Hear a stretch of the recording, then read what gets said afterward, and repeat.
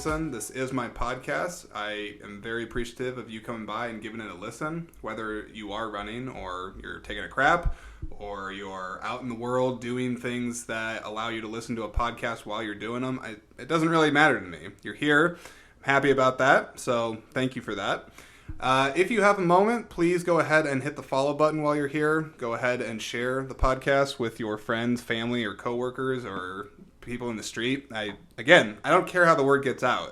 If you're talking about it, that means something about the content in this is working for you. So that's all that really matters. So end of the plug. That's it. How is everybody doing out there? It's been a minute since I have posted an episode. I gotta admit, it's been about 2 weeks, and coincidentally, Bruce is back. So he must have enjoyed talking about the Batman before, because he's back. We're going to talk about some sandworms, specifically graboids from the movie Tremors. But Bruce, welcome back. Hey, thank you for having me again. Yes, sir. Cheers. Cheers to that. This is not at all sponsored by Easy Eddie, but it is good. And free plugs. Yeah. I mean, free plugs to Big Grove, I think, because they're the ones that manufacture that, right? Yep. Where's Big Grove based out of? Iowa City, baby. Is it really? Yeah. I know because they have the new one that's coming here in Cedar Rapids sometime like next year or something like that. They did a groundbreaking for it recently. There's another one in Solon. Am I pronouncing that right? Solon. Solon. I'm not native Solon. Iowan. Sorry. Not native Iowan. I haven't heard anyone call it Solon before. I'm thinking of like a hair salon. Yeah, or true. Something like that. But Yeah. They have one there too. I've never been to that one. Yeah. So I asked you to watch Tremors. Mm-hmm. I mean, honestly, it's just because the news of Fred Ward passing. I'm not sure if you were really familiar with him, and not saying he's like a big star, but he's somebody that I'm like, shit, like, he died. I'm like, I like his movies. I'm like, what's he been in? Oh yeah, Tremors. I should watch that. It's been a minute, and so it just seemed like a good reason to talk about it. But I guess, what do you know about Fred Ward and just Tremors and the whole thing? Just a very workman-like character actor, honestly. Like, I've never been, like, overwhelmed by any of his performances, but also never been underwhelmed. Character actor is a good way to describe him, because he's definitely someone who's more in the background of movies, or he plays really good supporting roles, and he has a very, like, gruff demeanor about him. That's kind of part of his typecasting. It works when you put him in the right role. Agreed. So I always enjoyed him, and in particular, I think Tremors was always a standout for him because, frankly, it was one of his more leading roles in an ensemble, but still, he had a lot of screen time. Oh yeah. And I just really like the sense of humor in the movies. I feel like he brought a lot of comedy to something that some people could have presumably played more straight. At least that was just my take on it. But I wanted to watch Tremors in honor of him. So it sucks that he's gone, but I mean, he was 79. I don't know if they actually released his cause of death or anything. Not to my knowledge, no. Did you actually, not to be on the subject of death, because it's a bummer, but it's life. Did you see Vangelis died? Mm-mm. Like the composer of Blade Runner and Chariots of Fire. No, I didn't. Yeah, they I think he died like 2 days ago, but they only like publicly announced it today, and that bummed me out because Blade Runner is one of my favorite movies. So it's Anyways, it's a bummer. But so Tremors, I'm assuming you've seen it before. I have not actually. Wait, what? Nope. Oh, today was my first. I'm actually kind of glad I had never seen it before, because I had you're gonna go into it with fresh eyes. Okay. Yeah, I had no nostalgia for it. Right. So I'm kind of seeing it from like. I think anytime I've heard about the film, it's very beloved. Yes. Like as a B movie, like a monster B movie. Yep. So it was nice to kind of go in and see it with fresh eyes. Like, what has it been? 30. Yeah, 1 years, 1990, so 31, 32 years. Yeah. So like actually seeing it for what it is and not what people attach to it. Because most people that I've spoken to about it saw it as a teenager. Right. And those movies either hold up or they don't. Yeah. Of course. What other options do you have? But like something like The Goonies for me doesn't necessarily hold up. Yeah, I've never been a big Goonies fan. Yeah. Not really. And I saw that when I was a kid, but like looking at it now, I'm like, there's a lot of problems with this. Yeah. But Tremors it's a solid B movie. I mean, I think what separates it is, again, I'm going to kind of go with that comedy side to it because it has like a Jaws-like wannabe presence, where you have a monster that's terrorizing the community and people are trying to figure out what to do about it. But I don't know. I mean, I feel like the way that the cast reacts to things is a little bit more down to earth than some monster movies typically are, and there is like some there's some actual like genuine smart ideas in the movie for like they're problem that's like solving. very like it's clever how they problem solve or like how they figure out the different ways to either avoid the tremors by like going on the rocks and things like that, the dynamite fishing for them and things. So they come up with a lot of really interesting ways for the creature to to actually have it be like what am I trying to say, a believable threat, I guess is what I'm trying to go for. Because like if I saw one of those, I'd probably do a lot of the things that they did in the movie. They didn't follow a lot of the stupid horror movie things. No, they were thoughtful throughout, and that held up from beginning to end, I would say. Yep. Now you know that there's a bunch of sequels, right? I just found out today. There's like a lot. I think it was I will never watch 6 them. or 7. I will say this. So the first one is the only one that has been released theatrically. It's like the only one that made the theaters. So made for TV. The rest. Got it. Well, it's weird though because I actually always liked Tremors 2. Aftershocks was I watched that last night and I had no idea for years that was a straight to video movie. Like I really didn't because I watched it on video, but I always assumed it came out in theaters. Is there any reoccurring cast in that, or is it just? Yeah. So Fred Ward, he is the head of the second movie, but then after that he's gone. So the only recurring character is Bert, the character of Bert, Michael Gross. Mm-hmm. He's the only one that's in every single one of them. But outside of that, no. They always wanted to get Kevin Bacon, I think, to come back because he had the most star power, but he never wanted to do it. Michael Gross was like completely unrecognizable to me because, and we were just talking about this before we started recording, but he is the father of the protagonist of How I Met Your Mother. And that's how I know him. Oh, he's in that show? Yeah. Really? He's not in a ton of episodes, but he's there. Yeah, he's there. And like, weird. I know him for having like gray hair and like very lanky and tall. And, and then I saw him in this, and I was like, I recognize this guy. Who is that? And then it like came to me eventually. He's a very fun character. He's almost like a cartoon character version of like an NRA lover. Like he's just obsessed with guns in the military and thinks the world's gonna come to an end. So he's like a doomsday guy. But he's very campy in the role, but it's fun.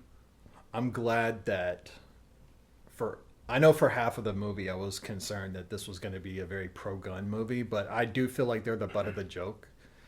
Yeah, I mean, like I think like he's purposely over the top with it, and like even like most of the town thinks that they're like, you're ridiculous for all this. Yeah, and stuff. The guns have limitations on how far they can solve the problem, which is good.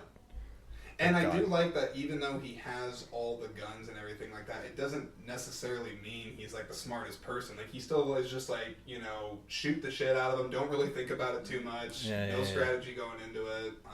So they definitely, I think, poke fun at the whole like gun lover thing in it. Uh-huh. But I guess like tell me more about like what you thought just as a first time person. I mean, like you're watching it. You didn't know anything about the creatures or anything? No. So like, were you? Well, I knew vaguely like what it was about. Right. And I must have seen like a clip or two at some point or a trailer. I don't know. But I don't love it, but I definitely don't hate it. Okay. I think its strength is its screenplay. Yeah. I think it's very like, honestly, I would actually print the screenplay out and read it as like a homework assignment to an extent, because I think there was a point at minute 13 where I paused the movie and was like, okay, we have our inciting incident and screenplays, because I'm a screenwriting major and a film major, double major. Like the first thing they tell you is like, you need your inciting incident to happen in the first 10 pages. Now, why is that? It's just, they want you to sort of paint by numbers at first before you get too creative. You need to learn like the basics of screenwriting.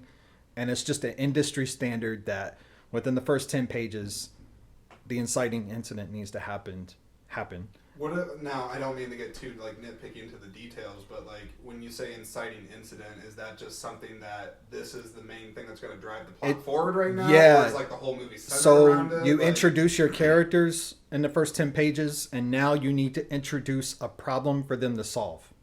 Sure. So that's the inciting incident. So things that are going to take the characters into a new direction.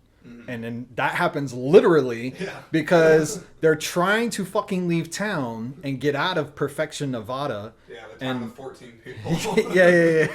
Is that what the population sign says? I think it says literally. I need to go back and look at that. That's funny. I don't know if that's even possible for a town to be that small. No. It's funny.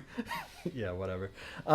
So they're trying to leave town in the first 10 pages. And if you, like, the industry standard is 1 page of a screenplay is 1 minute on screen.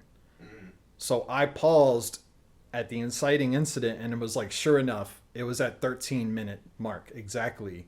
So, and you got to, factor in the establishing shots at first that don't really count on the screenplay. So like it was like beat by beat, like perfection of like, here's how you write a screenplay, which was a little bit distracting if you know that, because it was like, oh, they're going to do this thing now. Oh, they're going to do this thing now. But most people are not going to track that. So yeah, like as far as the screenplay was concerned, that's the strength. And like everything they introduce, they resolve by the end. Like even the girl that's pogo sticking around the town. Yeah. Did you know it's the girl from Jurassic Park? Yeah, I noticed her. Yeah. She looked very familiar. Yeah. And this movie has shades of Jurassic Park, which Jurassic Park comes after, so I would give for sure. Yeah. But yeah, like beat by beat, like it's like Chekhov's gun, right? Like if you introduce something, do you know what Chekhov's gun is? I do not. It's like it's a writer's thing, like where if you're going to introduce a gun into a screenplay or a play, you have to do something with the gun. You can't just introduce it because a gun is a big thing. Like it's important. Right. So you can't just have a gun show up. So we call it Chekhov's gun. Like that thing with the pogo stick, it comes into play at the end of the movie. Yeah. And everything that's introduced, even like certain lines of dialogue, and this is only my first time seeing it, so I'm sure if I see it again, I'll probably notice even more things. But like there's certain like lines of dialogue, like Stampede story that comes up again later. Yep. Yeah, which is like the conclusion of the movie. Do they? No, I don't know if this is the right term for this, but I've seen moments like that in other movies where something's referenced that the audience may assume for a moment that that's just like a throwaway comment, but then it does play a part. Do they call that foreshadowing, or is that? Yeah. I'm not sure if it's. Actually Well, it's also like a comedian's trick. It's called recall as well. Okay. Like where you'll introduce. Dave Chappelle's really fucking good at that. Yes, he is. So he'll bring up something that seems like innocuous, and then like later he'll just throw a punchline, and you'll be like, "Oh shit!" Like that. Yeah. So like the pogo stick is the perfect example of that. Yeah. Like here. Where like that girl is a complete throwaway character, seemingly, and then the pogo sticking is kind of weird, but there's a purpose. Like they lined it up and they knocked them down. I think what I like too is, I mean, you're talking about the screenplay. I just think the movie makes really smart use of its surroundings because there's not that many different locations in the movie per se. It's a very isolated place, which works for the budget. But I just, again, I think it's very interesting how like they could be in just like one spot, and even for like a portion of the movie, they're just stuck on top of the roof, but there's still things happening, so you're never bored. No, like, and again, that's just to me the strength of the screenplay here and not the strength of the direction per se. I actually thought the direction kind of hurt the movie a little bit. Like, and then I looked up about the director. Forgive me, I don't have his name at the top of my head. Ron Underwood. I can Yep. No, you're right. That's it. So Ron Underwood, he's a workman director in TV. Okay. And he has been for years. So he kind of stopped making movies. This movie, and then the next year he made City Slickers in '91. And he made City Slickers too? Yeah, that's which popular is similar. Yeah, for sure. Similar themes. So like You know what I mean? Like he didn't have a long film career. Everything Mm. else is in TV, doing episodes of like different shows that we all know, like The Good Fight, The Good Wife, and Sure, sure. I'm trying to think, was the screenwriter, was that like, because, I guess, would you call this an original screenplay? Like at the time? it would have 'Cause been. I don't think it's based off of. I don't think so. anything. I think it is original, but Okay. I don't know that for a fact. Yeah, no, I just like, I mean, I see that there's these two writers here, S. Wilson and Brent Maddock. I just wasn't sure if this was like their first like feature or if Yeah. they had, had experience with other things. And honestly, if you go back and watch any movie from like especially the 80s, and 1990 is almost 80s, but like, especially when it would have been written. Right. But like they figured out a formula in Hollywood in the 80s that like is just tried and true. Like it's kind of boring now, like because it's a formula, right? It's like a pop song, like you know what to expect. Yeah. So like 3.5 minutes, we're gonna have a chorus, a verse, a chorus, a verse, a chorus. Like it's that kind of thing in screenplays too, where it's like and this is a tight 90 minutes, as I recall. Yeah, I mean the movie's like hour 34 Yep. or something like that. Yeah, exactly. And if you cut establishing shots, it's an hour and a half. Like Yeah. tight. So on screen on the page, it's probably 90 pages exactly, which is like that's a tight screenplay. Like if you write 90 pages, that's boom, job done. Inciting incident, page 10, like act 2, act 3, like those breaks. So What did you think of the special effects? so I actually looked it up. Apparently they use puppets. Yeah, I mean, because some of it definitely seemed. I mean, a lot of it seemed practical. No, I preferred that over, well, Yeah. I guess they didn't really have CGI at the time, but I'm sure if they remade this movie, it'd just be all CGI. Well, I know I can only speak for the second one and bits of the third because I've seen those, and after that, I just think the movies are kind of just a big waste of time. Garbage. Well, It's like obviously, Sharknado. I mean, they obviously appeal to an audience somewhere because otherwise they wouldn't keep getting made. But the more sequels that came out, the worse they got, and the more over the top and stupid, and just I don't know. I can only say, like, if I was gonna watch a new Tremors movie, I would have to have, I don't know, I'd have to be like wasted, or it'd have to be like 2 a.m. after like a long long night. This is like, the kind of thing that they could reboot and do well. Like, yeah. because yeah. the screenplay again is perfect. It's just the direction for me was unimaginative. It was like very workmanlike. Like, okay, What does that mean, like workmanlike, when you say that?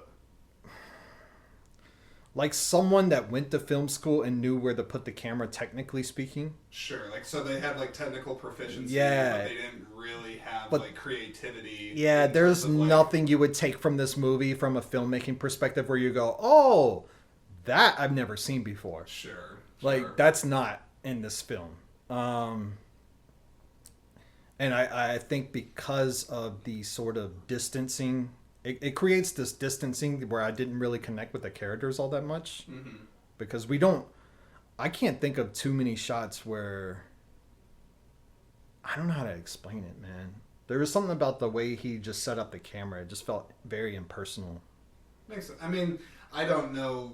I mean, I can't really speak that language to the extent that you can or other people in that world can. But I am sure there's there's filmmakers, there's directors, there's all kinds of things that separate the degree of talent that a person has at that. You could definitely see someone like Ari Aster or somebody like making this movie, and it would look very different.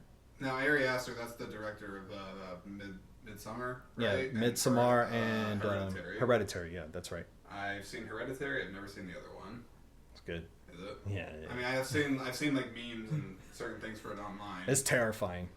And it's kind of unique for a horror movie because a lot of it's in the day, right? It's sun drenched. right, because which is backwards for most. But that's horror why I'm movies. saying, that's why I bring up his name, because like this movie is sun drenched. It's a True. sun drenched horror film. Mhm. Well, horror film in quotation marks. Yeah, I was gonna say Oh, loose yeah. horror film because I'm trying to think like if when I watched this, I don't remember the first time I saw Tremors, but can I say I was scared? No, not really. Like I may have jumped like once or twice because they have a couple decent jump scare moments, but no, I'm not scared. Most of the time, I'm just like, how are they gonna kill these big worms? But Yeah, it's more like a problem solving exercise for the characters more than it is like oh god, like, you know what I mean? Like, I'm not fearful at any point in this film. Well, I'll tell you in the sequels, they eventually have like offshoots of the creatures, meaning that it evolves. Oh, And like right. it manifests into different things. So like I don't expect you to suddenly watch 5 Tremors movies, so I hope you don't mind if I No, go ahead. a little bit. But so like in the second one, the worms eventually start giving birth to like these like tiny like mini worms, but like they're not worms. Like they almost like look like a bigger version of like a turkey, but like as a tremor. Think of like a turkey and a tremor, and like it walks around but it can see things with infrared, so it's no longer by sound. So like they try to like change like some of like the rules based around the creature every movie, but then eventually they get really ridiculously stupid. I think in like the fourth one, they eventually start calling them ass blasters because they have these like little turkey ones, but they start like flying up in the sky because they like shoot fire out their ass or something. I'm not even kidding. It's so ridiculously stupid. But I mean, at that point, they're just. I think they kind of like found their niche, and they're just like, "Whatever, we're just gonna roll with it." No, yeah, absolutely. Do you watch a lot of monster movies? I mean, generally speaking.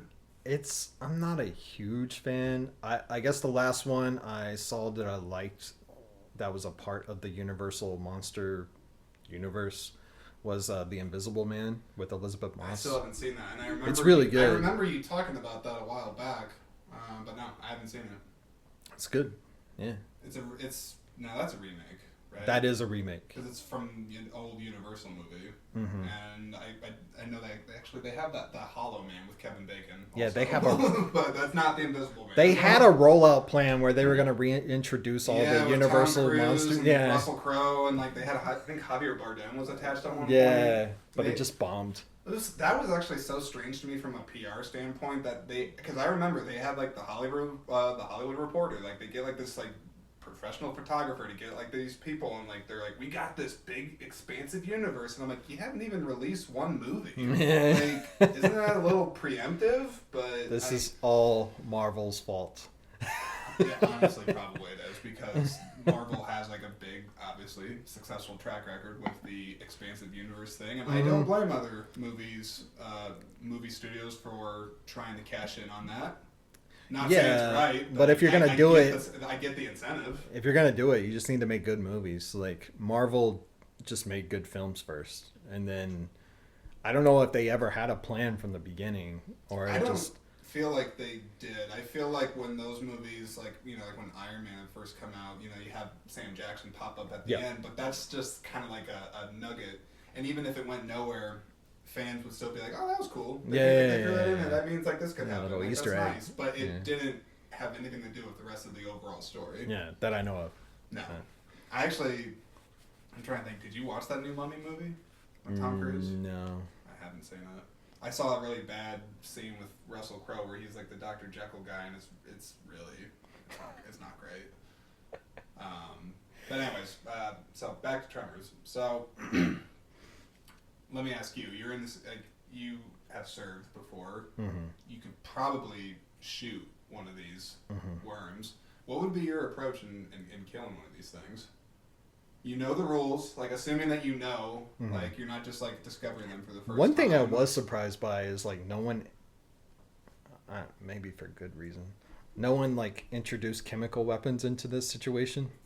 Okay, can you elaborate on chemical weapons a little bit? Products you can find around the house that you can turn into. Well, Bert makes the bombs. He does, but that was just dynamite, right? I think so.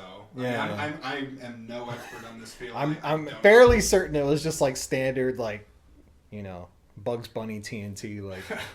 That's a good way of looking at it. Yeah. Which did work a little bit. But I like the fact that the monsters like kind of figure out, like they're flexible. Like, okay, you introduced this new thing to me. Now I'm going to introduce this new problem for you, and we just go back and forth and back and forth. Yeah.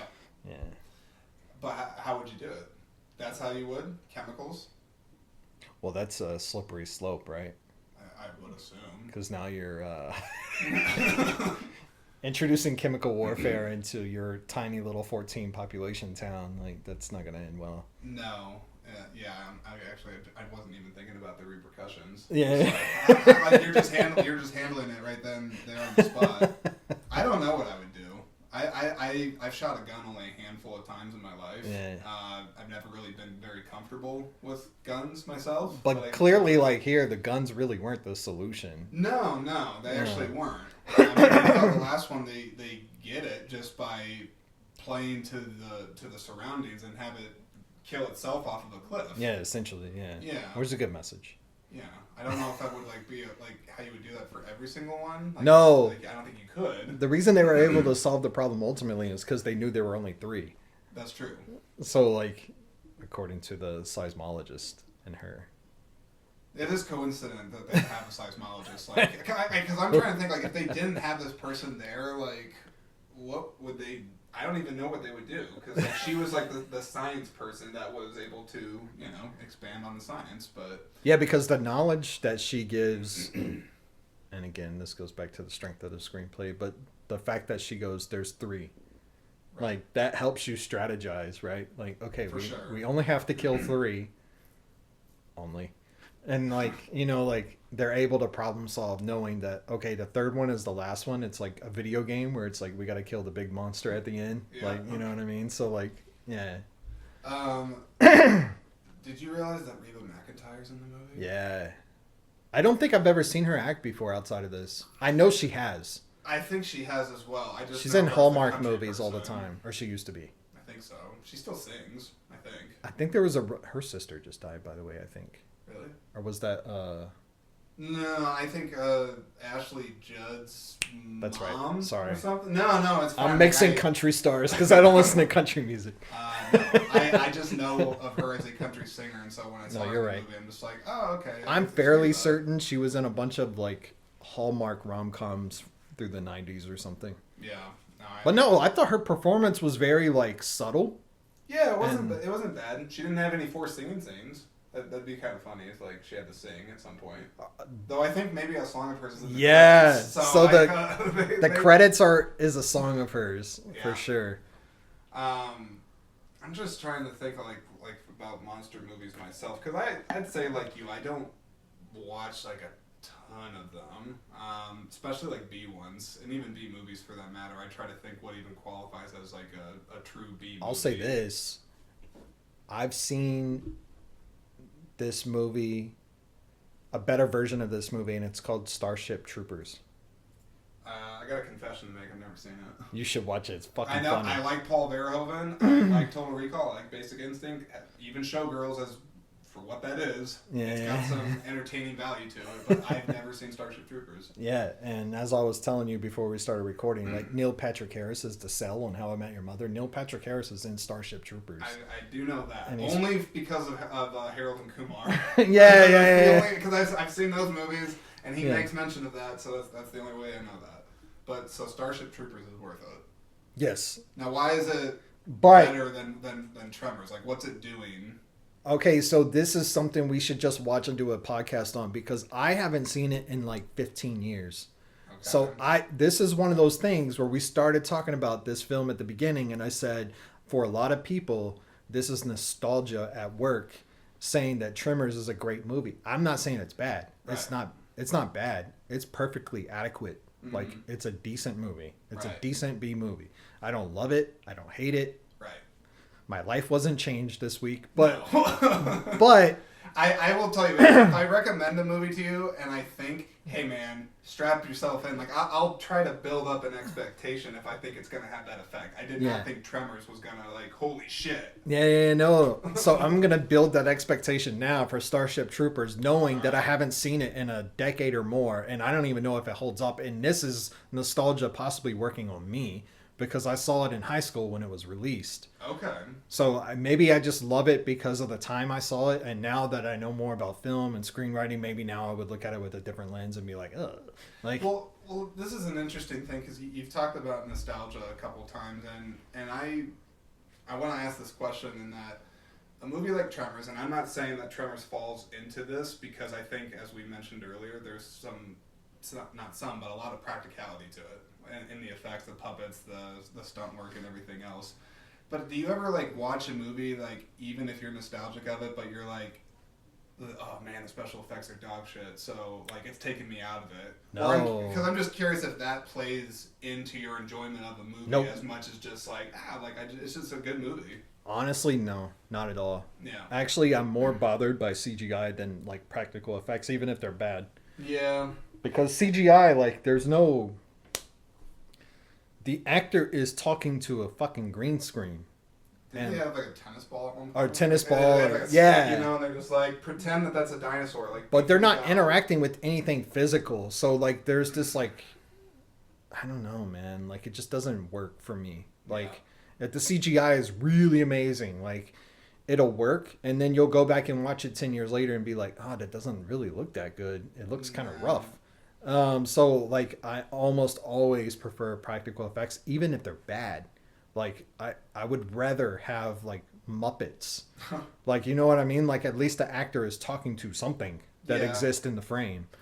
And as crazy as good as the crazy good as the special effects can get, I mean, the human eye can't be fooled for certain things, at least. I mean, well, I'll say that, and then, like, for all I know, the new Avatar movie will come out, and I'll just be like, holy shit, like, the blue people are real, and, I'm saying that I agree, generally speaking, when it comes to practical over CGI. I think there's always a benefit to, especially from a performance standpoint, the actor's able to get more in the headspace a lot easier than having to, like, really be, like, all make-believe up there. Mm-hmm. I don't know. In the case of Tremors, I'm glad they had the puppets and whatnot. I don't know.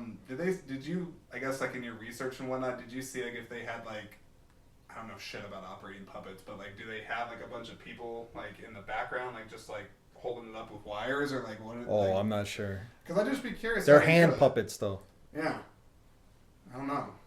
So they're not puppets on a stick or anything like that. It's like literal hand puppets, is my understanding. Like, so maybe somebody was, like, in the suit, like, in, like, the mouth, like, when it opens. I assume so, yeah. Oh, that's funny. How do you get that job? It's a good question. Yeah. How do you qualify for that? Well, I always think about that because I did 5 years on Sesame Street, sir. 5 years. Look at the resume. No, because I think it's a valid question, because I always tell people a lot that one of the reasons I appreciate movies is because I know all the work that it gives people, and that there's some movies potentially on the size, you can employ thousands of people for like 6 months, a year, 2 years, depending on how big it is, and there's jobs people wouldn't even think of that happen on a movie set. Oh yeah, 100%. So yeah, I am curious about what qualifications you have to be a puppet rig guy. I don't know. I don't know how you even get started in that. Like stage production? Like you're just, I don't know. Maybe something in middle school. I wonder if they double up, like the people who designed it and built it, like also know how to use it and actually use it in the film. That would make more sense to me, maybe. Yeah, that's true. Because they understand the mechanics, because they built the mechanics to it. So I don't know. I'm amazed with what people can build in films, like the engineers that have to work on a movie. I mean, I don't know if there was a lot on the set of Tremors and whatnot, but that's aside the point. So I'm trying to think what else do I have to say about Tremors. I guess Kevin Bacon. You could talk about him. I thought everyone was good in this film. Except Kevin Bacon. I don't know. I wasn't really bothered by him. Like, he's fine. I've never been like a massive fan. Like I'm like, Kevin Bacon. Okay. He's fine. Yeah. Like, he's not great. But it's that I swear to God, he just has a reputation because it's 6 degrees of Kevin Bacon. Like, everyone's worked with this dude. Have you heard of this theory? No, tell me. I probably have it wrong, but like, apparently you can't go. This probably isn't true anymore because now it's 2022. But like 20 years ago, you used to have this thing where like you could not go down a list of 6 actors before you reach someone that had worked with Kevin Bacon. Really? So it was called like 6 degrees of Kevin Bacon or something like this. So like if you just took a laundry list of actors, like this huge like compiled list of actors and actresses, you couldn't go more than 6 actors in a row without someone having worked with Kevin Bacon. Shit.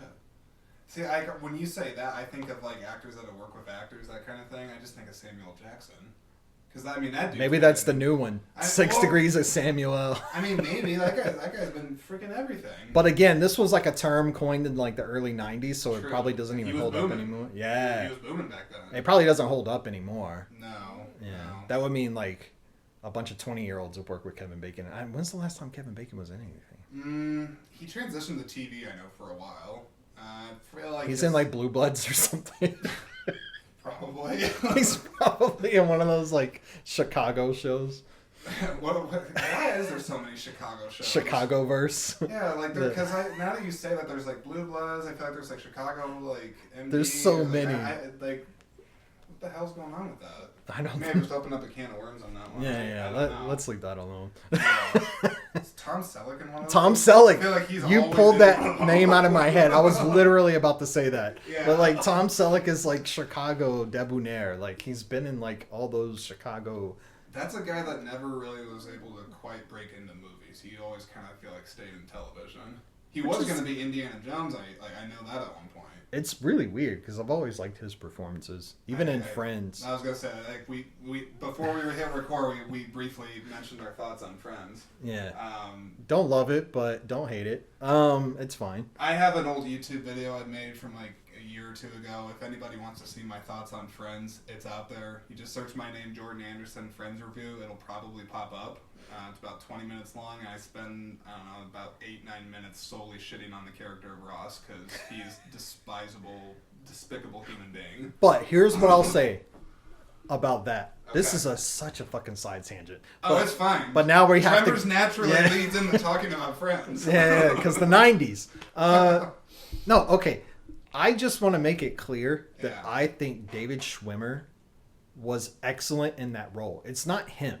Yes. He is an incredible, like the way he does pratfalls and stuff, he's really good at that. Like physical acting. Yes. So like, it's just his character is a fucking idiot. Yeah. I feel like if I hadn't made it clear in that old video, I'll make it clear now. I agree 100% because I've seen him. I've actually seen a couple of the movies he's directed. He's done stuff behind the camera, and I've enjoyed those. And I do think that he has shown in other projects that he is a more than capable actor. Mm-hmm. He's just playing a whiny asshole. No, but he does it well. I'm a huge Swimmer fan. It's not him.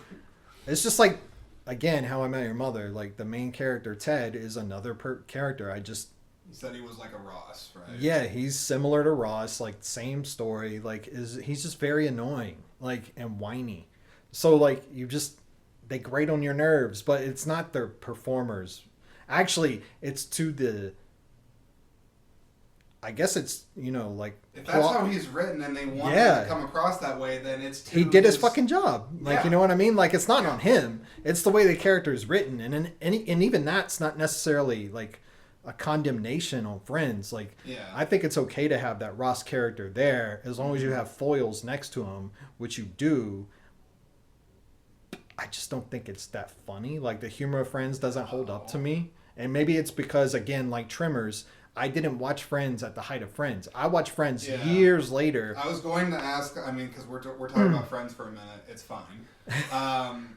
You watched it also, like, after its height. Way after. Literally, like, dude, I when the pandemic happened, I was like, I'm so tired of these, because I grew up with, I shouldn't say I grew up.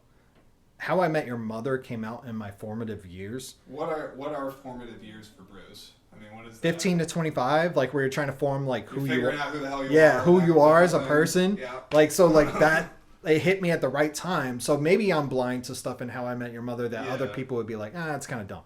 And I would be like, all defensive. Well, the stage of life that you watch something affects how you view it. Yeah. For sure. But like I could even like me, like watching Tremors, last night last week. I watched Tremors 2 last night. Watching Tremors last week, if I think about the first time I watched that, which I probably, let's just guess, I was 12. Let's just say I was that. Okay. Way different opinion. Way different opinion. So and especially for a popular TV show like that, of course your opinion's going to be different. And anytime I'm arguing with people about Friends, it's not... People love to argue about too. Have you noticed Well, that? they're very like defensive Oh, about shit, it. yeah. I've walked into some freaking bear traps where I'm just like, I think Friends kind of sucks. And like, And it's oh man. I'm always arguing with the reputation of Friends, not the actual show. Yeah. And I'm taking this viewpoint that I don't even agree with myself. Like, I don't hate the show. Yeah, no. Like, if it's on in the background, I'll watch it because there will be like a moment or two where I'm like, oh, that's a good character moment, or that, oh, that's actually kind of funny. Like something Chandler said, like, is so outrageously dumb. Or Chandler was Joey. the character that like worked the most for me personally. Matthew Perry, just for me. Joey's character says stuff that's so dumb it's smart. So like sometimes I'm like enjoying the writing of it all, like the acrobatics that they're going through of like, oh, how dumb can we make Joey look? But like as a writer, you're like, oh, that's kind of smart. Like the toilet paper, the word of the day. Do you remember this? Give me a little bit more. Ross gives. I've seen the whole series recently. I'm friends. People are gonna go ham on us for this because I know I'm not gonna get this perfectly right. Yeah. But Ross gifts Joey. Joey gets this new role on a soap opera. Okay. And he moves out of Chandler's apartment and gets his own place. Okay. And spends all this money he doesn't have. I remember this. He has like that dog. Yeah. Dog. He has all the weird ceramic like animals and shit in the apartment. Yeah. And one of his housewarming gifts from Ross was a toilet paper with each sheet of toilet paper that you would rip off. It had a word of the day with the definition. Okay. So there's like a week or a couple of weeks in the show of Friends where he's like going around using words that he doesn't know how to use properly. So like that's clever. That's funny. Like, you know what I mean? Like, so there's some hits. Like, you know what I mean? Like it's not all bad, but it's a TV show. If you throw enough shit at the wall, you'll get something right eventually. That's true. So like, and I think you could probably say the same thing about How I Met Your Mother. I'll let you watch it out of context because you're not going to have nostalgia for it. No. So like, you're probably going to tell me in like a few weeks, How I Met Your Mother is really not that good. Like, I don't know what the hell you're talking about. And I'm going to get defensive like Friends people do. So I don't know. Like I'm trying to think. Like there's few things, Bruce, that I honestly like get like real defensive about if someone shits on it in front of me, because a lot of entertainment subjective. Yeah, man, it's subjective. And I mean, now I'm trying to think, how do I be clear about this? Because like, let's say, because I mentioned earlier that, you know, Vangelis died and Blade Runner is one of my favorite movies. Okay. Mm-hmm. Now, if someone were to shit on Blade Runner, I am probably going to get defensive, but it depends on how they're shitting on it. Because if they are just telling me that, well, the Edward James Olmos guy was dumb, like he was just like, what the hell was his purpose in the movie? I'd just be like, oh, like, yeah, I mean, whatever. Like, and, like that. But then, like, if there was something where, like, they're trying to shit on the work they did with the miniatures, or they thought that, like, something was dog shit with how the film was made, I'm like, are you kidding me? Like, there's some cutting-edge shit happening. Yeah, like, well, also context. It just kind of depends on the angle that somebody takes something with that. Uh-huh. Yeah. I'm sure you've run into that before, too. Oh, yeah, 100%.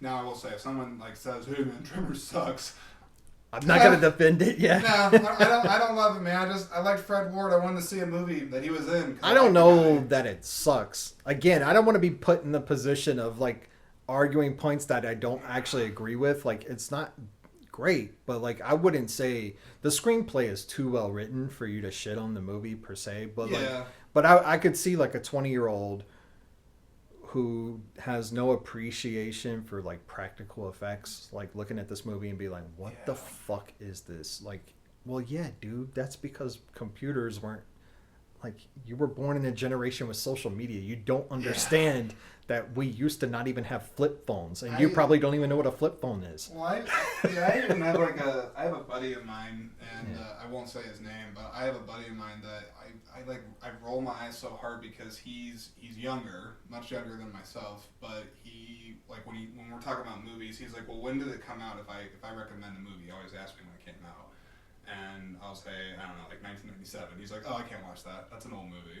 So it's freaking old. So what does he think about Citizen Kane, like 1930? Oh, no, it's like ancient. He, like, they won't even give it a shot. And I'm not saying that every person is like that, but I do know there are younger people out there that if, like, the special effects suck, or if it's not appealing to something that they're currently familiar with, they don't even bother going back. Man, they're missing out on some classics. I would say so for sure. Jesus.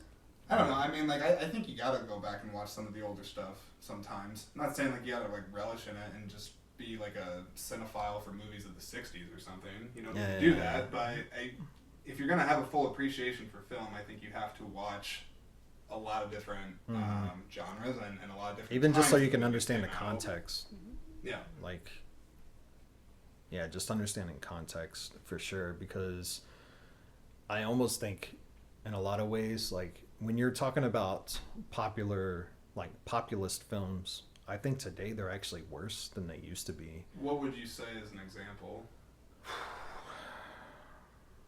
Now, and let me just be clear too: is the definition of populist just something that is just the masses find it popular? Is that what like that means? Mass appeal, like made for like Big audience. Yeah, very broad, broad jokes, broad appeal, like nothing too specific because we don't want to alienate people.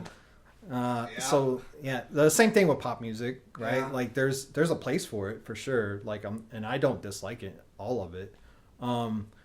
But populist films before, like you have a poster of Rocky up there, like that I would consider that a populist film, even though it's kind of indie because it was made for low budget. I believe. Stallone almost didn't get cast in that one. Yeah, it's a he movie. Even did like softcore porn for a minute. That's kind of we're not talking about that here, but.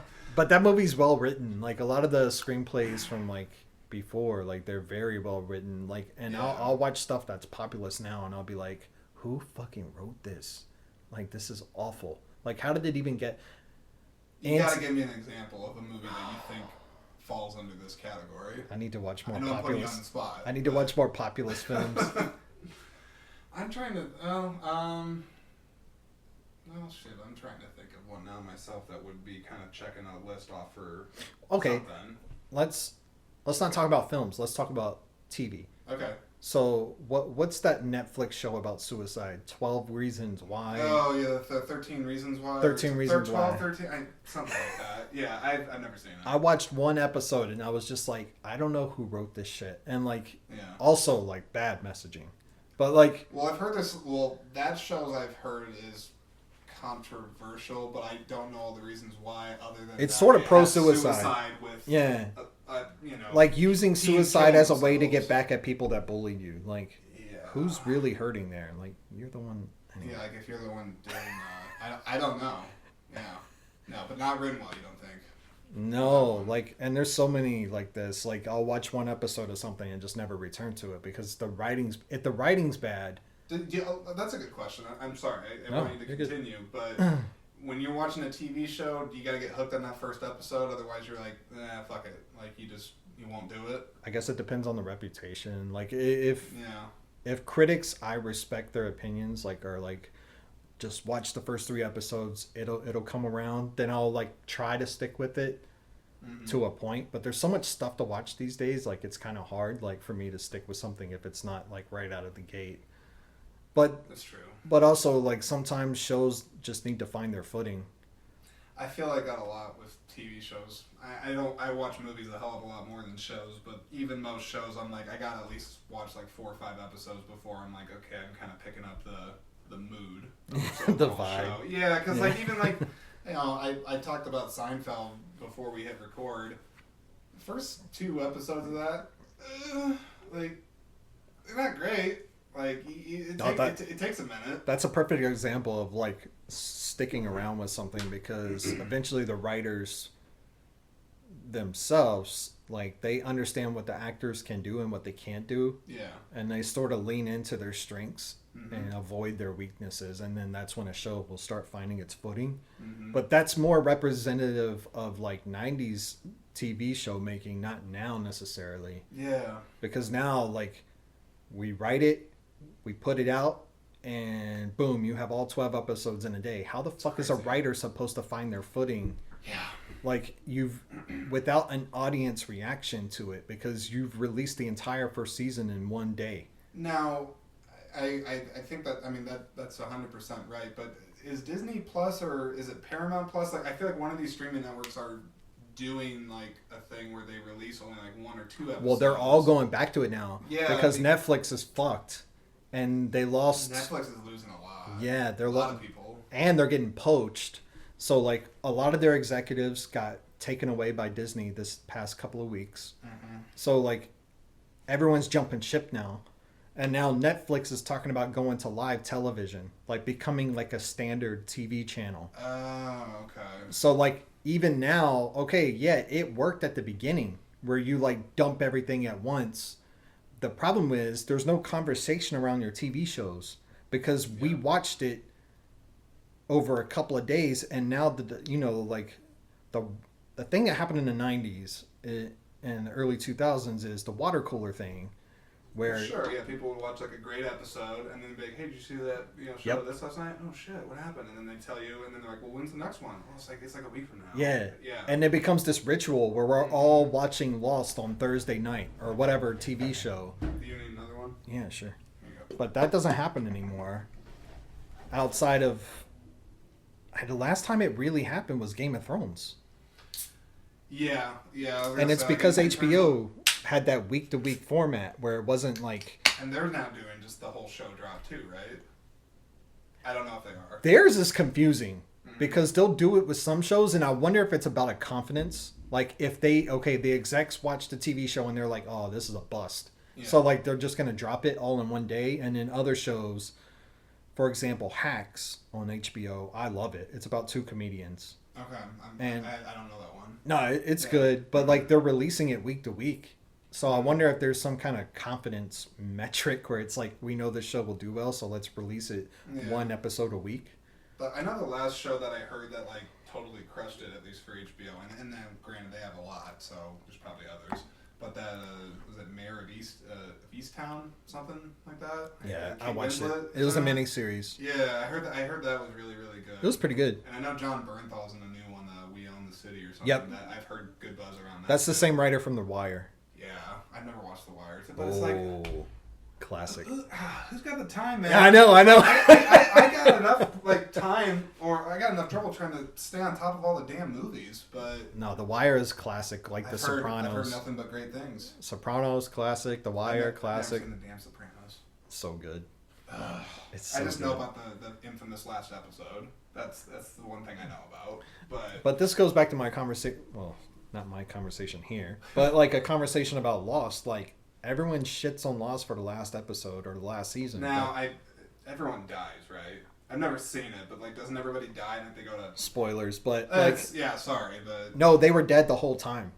Oh, that's okay. So they've all been dead the entire series. Yeah. And so like, what was it like the afterlife? Like that's their.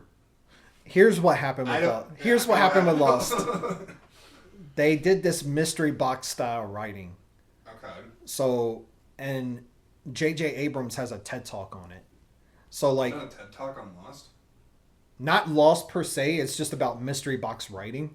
Oh, okay. Where like you introduce a problem to a writer's room, and you're gonna work your way through that problem without an end point or without an end game. Okay. To keep the mystery kind of going and like, oh, okay, let's solve this one problem this week. And again, we don't do this anymore because we don't make TV shows like this anymore. So like Lost introduced a problem where a plane crashes on an island. First problem. Okay, next problem. Now the problem is they wrote themselves into a corner and they didn't know how to fucking get out of it. So they were just like, they were dead the whole time. Like, you know what I mean? They just threw their hands up and like, It is what it is. But that doesn't take away from the journey of the show. Sure. Lost is one of the most intense things I've ever watched in my lifetime. Wasn't it on like Fox, right? I believe so. Yeah. Yeah. I mean, that's. I feel like that's high praise for them because I do not really associate high tension. No, you are 100% right. I would. You might be able to argue without having to actually look this up. Like, Lost is probably the best TV show they've ever made. I'd have to look up like their whole roster and stuff. But Game of Thrones has the same issue where it's like that writer, the guy who wrote the books, the George R. Martin guy. Yeah, he's never finished them because he wrote himself. He's a gardener. Meaning that style of writing where like you slowly introduce problems to yourself as the writer, not the audience. Right. And like you don't even know the answers and you don't know the why. You don't know the end game.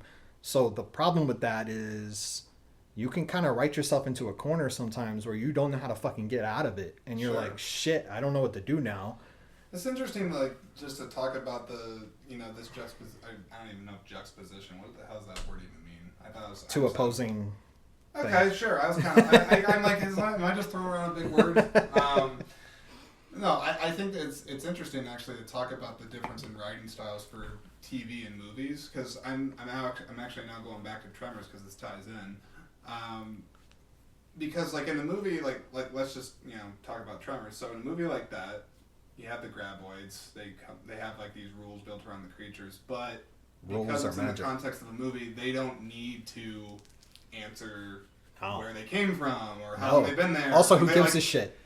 Right, like who gives a shit? Right? Yeah, like you can watch it and still just be like, well, I don't need to know all that shit. Like I can just whatever. But then, like you said, in a show, especially a long running show, eventually, people are going to be going like, okay, like where's this going? Like we can't just be sitting here. Something has to happen. So yeah, it's just it's different for sure. I'm trying to think, what would Tremors be like as a TV show? Well, we do know what it's like because they made a bunch of made-for-TV movies. That's true. I haven't seen them. I know that, oh my god, Jamie Kennedy's in a couple of them. Oh, Christ. And John Heater's in one of them. So it's essentially like turned into like it's bad. an older version of Sharknado. Yeah. Where they made this cult thing, and then they're like making them. I'm going to look this up. I got to look this up real quick because let me see this. Latest Tremors movie. Because I swear to God they go to like Antarctica or something. Oh, look at dear this. God. Shrieker's Island? Is that what this? Oh yeah, see the Napoleon Dynamite guy, he's right there. And look, there's like he's got like a chainsaw. There's Bert. It's like in the ocean now. It's not even in the freaking. So water. they're kaiju now. They're fucking kaiju. It might as well be kaiju. Yeah, I don't know. But the audience that I think like these movies are for now, it is definitely that like Sharknado. Just it's so bad. Like it's I good. can just watch it and turn my brain off and just be like, oh my god, this is ridiculous. But then at the same time too, it's like people work to put that together. I think about this a lot with like really shit films, movies that suck. Not this, but like really like shitbag god awful movies. I sometimes think I'm like, you know what? This thing was atrocious. I wasted 2 hours of my life. This was ridiculous. It was abhorrent, like just horrible. But yet I think somebody got paid to do that. Yeah, someone invested a lot more than 2 hours. Someone and another person. I'm like, how did that happen? I don't know if you think about this a lot, but like it drives me nuts sometimes. And Tremors is a good example of this because I think I spoke about it at the beginning. I think on paper, like on the page, this is a like perfect screenplay. So like I can imagine a world where a better director makes this movie and it's even better. Sure. So I don't want to shit on Tremors. I don't think it's bad. Yeah. I just think that the direction and the director that they used is very just. He knows. Going through the motions. Yeah, he knows what to do, but not like why. Yeah, he doesn't have something to say. Yeah. So he just knew where to point the camera and like how to do it. Like all the technical stuff is there.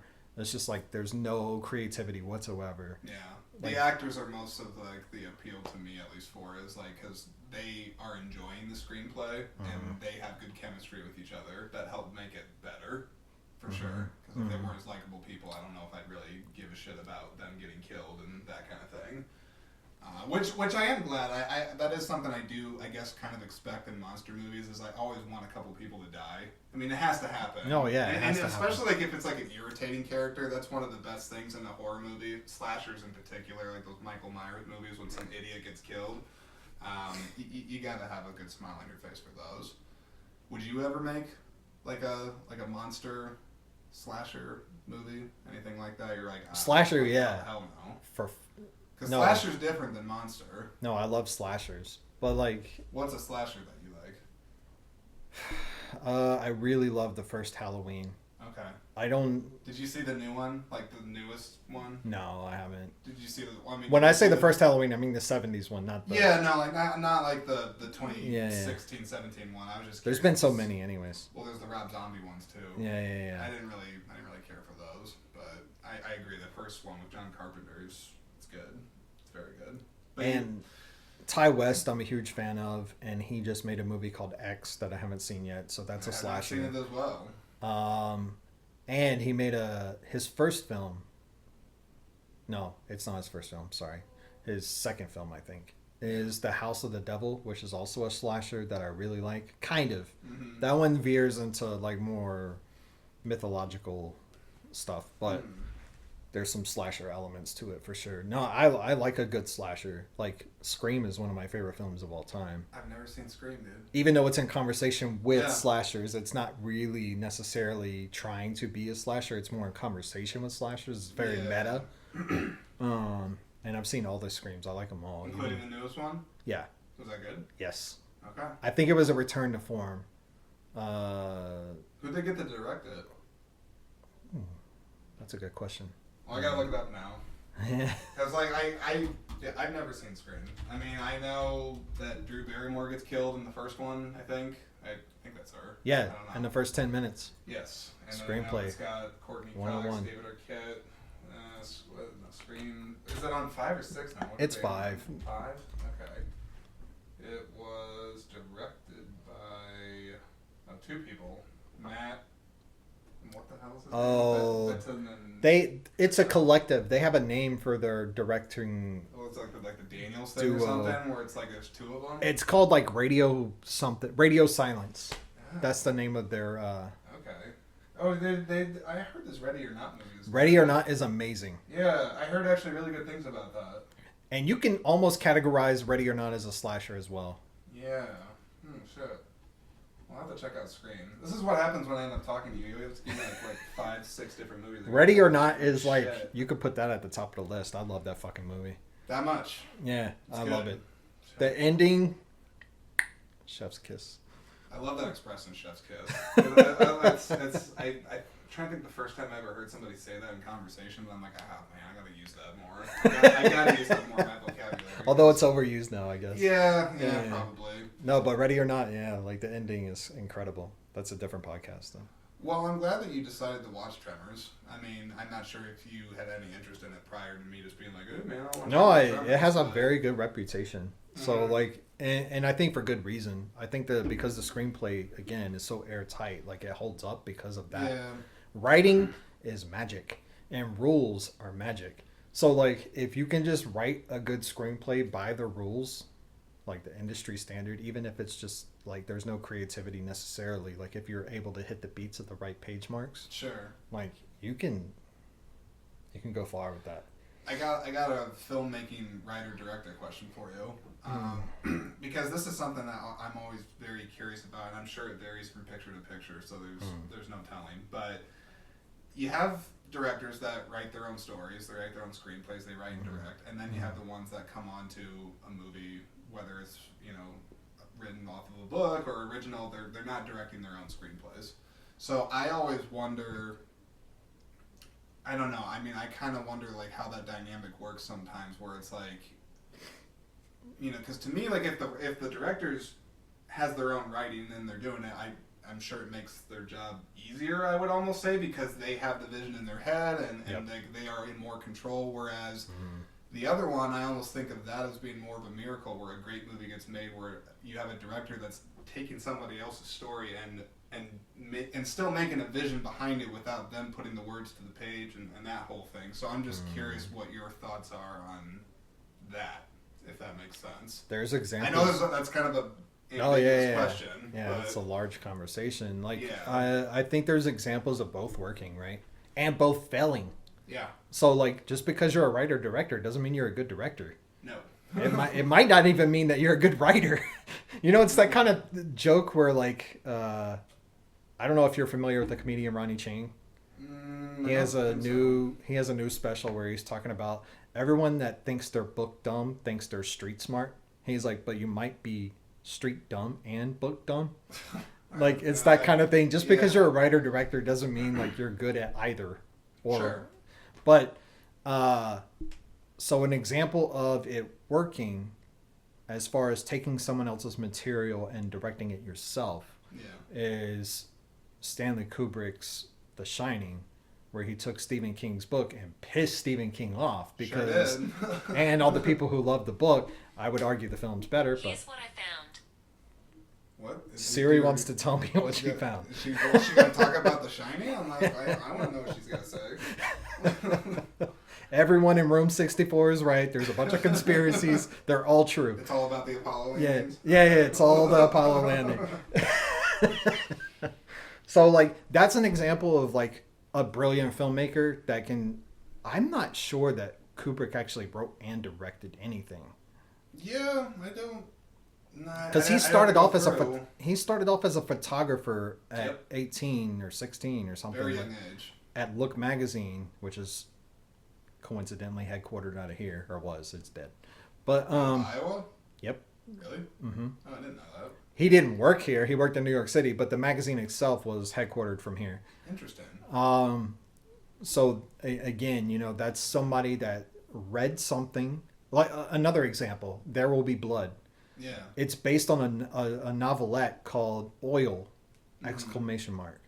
Yep. Like, you take a brilliant director like PTA or Kubrick, and they normally take other people's work Yeah. and just re-envision it in a new context, because everything that works in a novel doesn't necessarily work on screen. Absolutely. You have to make adaptations. I get so just freaking annoyed when I hear someone say the classic critique of the book was better than the movie. Well, also, why do you want the book on screen? You already have the book. Yeah. Like, wouldn't you like it recontextualized? I would so- assume. Yeah. I It's think a different medium. It's just a different way to tell the story. going back to TV shows that bomb at the end but were worth the journey, like Game of Thrones, like, the directors listened to R.R. Martin about his plans for the ending of the books, and they tried to make it work. It didn't work. They should have done their own thing. Yeah. So, anyway. And then, you know, you have people like Richard Linklater, who writes and directs, and he's brilliant. Yeah. So, like, not everything he does is brilliant, but, like... It's funny you say that, and it's so weird because I randomly read an article today. I think I was it was between reps at the gym. I'm not kidding. I had some movie blog up or something, and they're top 10 movies from notable directors that sucked or something, and Bad News Bears was on them from Richard Linklater. And I'm like, oh fuck! I forgot he did the remake of that. He did, And yeah. It wasn't that great. So I don't remember it, which is a bad thing, I guess. I don't know. Was I know I it- had Billy Bob? Billy Bob, yeah, that's Yeah. right. That's all I remember about it. Yeah.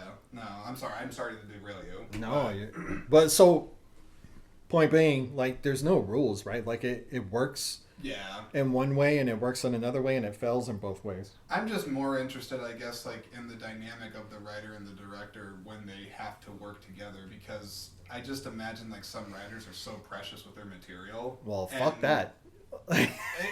Yeah. Honestly, because the thing is, And I guess that's the other thing I don't know. I don't know how involved the writer is sometimes. Maybe they're just you have the rights now. I'll be out here and just tell well, me if because you we have were already questions. talking about it, the writer for Lost, the ultimate writer for the show, not J.J. Abrams, who only wrote and directed the first episode, I believe. Yeah, I guess who is the creator? Is it JJ? Is he? I don't know. I don't even He know who created created Lost, Okay. but then there's that writer. His name is not coming to me. I apologize. He's written other shows that were amazing too. Hmm. So he was writing from an apartment in New York City, but it was being shot in Hawaii. So you can write whatever the fuck you want to write, Yeah. but there's budget constraints. 2, an actor can get sick in any given week. 3, you're working on an island with water and ocean tides and storms. You can say, hey, the characters here build a raft. Okay, now let's put that in reality on screen. That's a different conversation. Yeah. So, the writer for Lost has mentioned several times where he had to rewrite stuff, and thank God he's not, an egomaniac. Yeah. He just rewrote it. It's not a problem, dude. Whatever you guys do on set after I've written it is what you do on set. This is the first cog of the machine. The next cogs have to function on their own. Yeah. So, again, once the writers, put his final pen stroke on a script, like that's it. It's not yours anymore. Otherwise, stick to novels because they get even that. Yeah. Once they get to the publishing company, they're gonna make you make changes. Usually, unless you're Stephen King. Yeah, I'm pretty sure he just has a free pass. And there's an argument to where that doesn't work either. So, like, you know what I mean? Like, I just think of this might be pretty lowbrow humor, but Family Guy has an old sketch where they have Stephen King in with his publicist, and he's just like, okay, he's like, I got another story, and he's like, what is it? And he's like, and Stephen King's pretending to have no ideas, and like he like grabs a lamp, and he's like, it's about a lamp. It's after a family. And the publicist is like just like so tired. He's just like, when can I have it? Fuck it. I don't care anymore. Because he has that kind of clout. So, yeah, that lamp makes killers. So, yeah, like all these cogs, like they all function on their own. Like you can write whatever you want, but that's pie in the sky. Like there's got to be so much trust. Or I mean, or at least an understanding of like what the ultimate goal is, I guess. Mm-hmm. And I guess that's why directors get the accolades that they do when a movie really works, because you need people with strong vision and work ethic to really drive that home. So, I always respect that. And yeah, I don't know if the Tremors guy probably didn't do that. No. Or I mean, he did a serviceable job. Something I like to do with my own projects, I'm working on becoming a writer and director. Yep. So I do have a written script, but then I also have cards. Like in this scene, we want to accomplish this, and I give them to my actors. Mm-hmm. And it's like they can go off script. Okay. So what I will do is shoot a scene where it's exact the script. And then the next 3 or 4 reshoots I'll give them a card so they can improvise. Yeah, it's kind of like one for me, one for you. Yeah, and sometimes their shit is better because it's coming from the heart. Right. They sold that shit. So the line reading is better, and I prefer that cut over the one that I wrote. Sure. Where it's like they're just memorizing lines in their head, and they're not necessarily, like, the line reads aren't perfect. Yeah. Or they don't feel genuine. Mm-hmm. So, like, sometimes it's just better to give your actors prompt cards rather than like read this word for word, you know what I mean, and memorize it. It gives them more to play with. Yeah. And then they create their own character out of what they know from the character and the information you give them. Yeah. So like, and sometimes that works better. Shit, you got me sold. Mm-hmm. For sure. I mean, you're making another short soon. Right? Yeah, this summer. This summer. Well, you told me the title of it. The divorce party. Yeah, divorce party. Yeah. Okay. Well, yeah. Do you care if you give a quick pitch what it's about, or I don't want to like. Soon. I'm just curious. It's a soldier coming back from a deployment and coming back home to a divorce. Like his parents, or like. No, himself. Oh, so like his relationship just. Yeah, while he was deployed. Okay. Is it a comedy? I would say dramedy. A dramedy. Yeah. Those to me are always such a tightrope to walk. Oh yeah. Because like I mean like it's like I would argue that that's like one of my favorite genres in movies are the dramedies, because I love it when they can blend together. But goddamn, do I think it's difficult to pull off. Yeah, tonally, like to keep the tone like without. Yes. Yeah. It's crazy, but anyways, I don't have any other thoughts on Tremors unless you got this here. I don't want to like. Oh, the only thing I gotta look at your notes here. Sorry, you got it out here for viewing. Okay, so you got budget. Yep, it's PG-13. Is it PG-13? Oh, that's one of the things I wanted to talk to you about this film. Is it? Do you think it was PG-13 on release? Because there's some. Yeah. There's like a couple dudes getting eaten. Like there's decapitation. I'm not even talking about that. I'm talking about the language. It's true. Especially in the 90s, because. Yeah. Oh my God, people are touchy about goddamn. I gotta talk about this one. Goddamn fucking fuck. No, see, you got Kevin Bacon horned up. Are you talking about the part where it's like, you will be blonde, like you? Yeah. Like he's big breasted and legs that go on for days. Well, like maybe they're like just playing the stereotype. Well, no, that was the point. They're in like bumfuck nowhere, so there's no women. That was the point. Yeah. Which I did want to give credit to this movie for. Like I thought. Okay, one, the female character has agency and she's smart.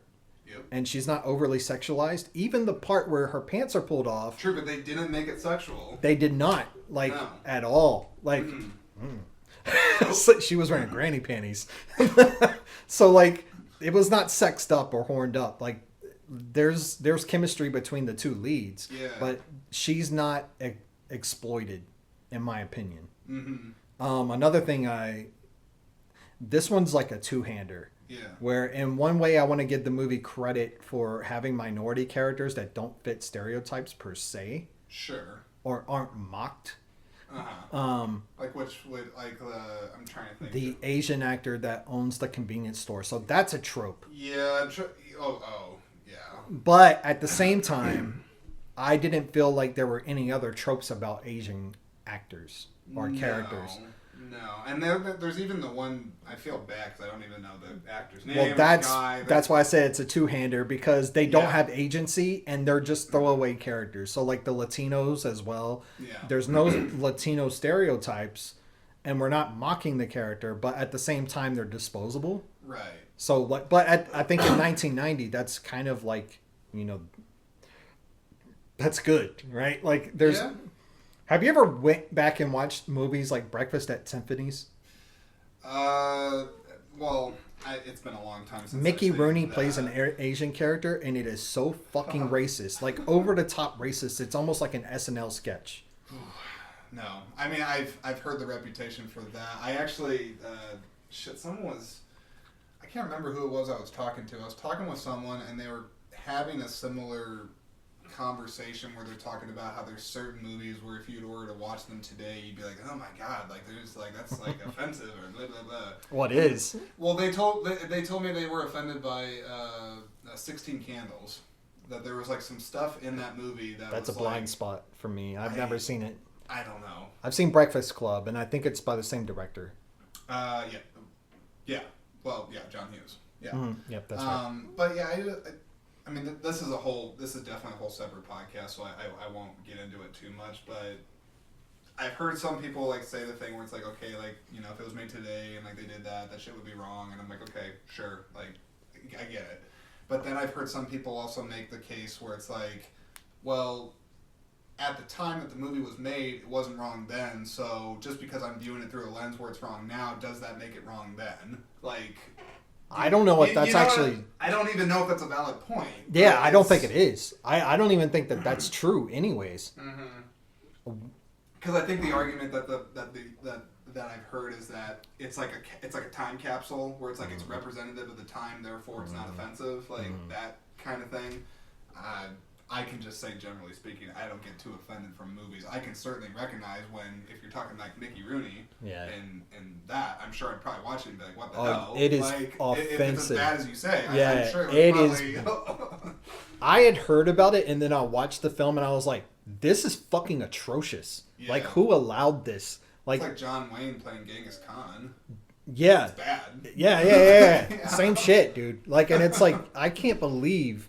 Especially when you look at the year of release, the 60s really wasn't that long ago. No. We knew better. If you think about it. Like, we knew better then. And I didn't live in the 60s, I can't say for sure. But I'm I'm going to go out on a limb and say, like, that there were plenty of people who watched that and was like, I don't feel comfortable with this. Like, what is this? Someone did. Yes. I mean, clearly.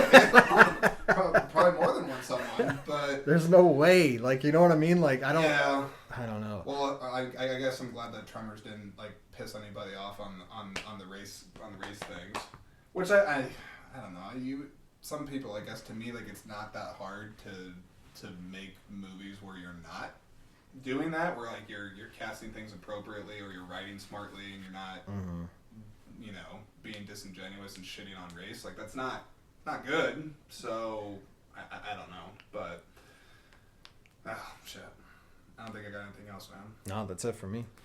Well, appreciate you coming here. I don't think you're gonna ever watch the other Tremors movies after this conversation. I will not. I'm glad you made it through the first one.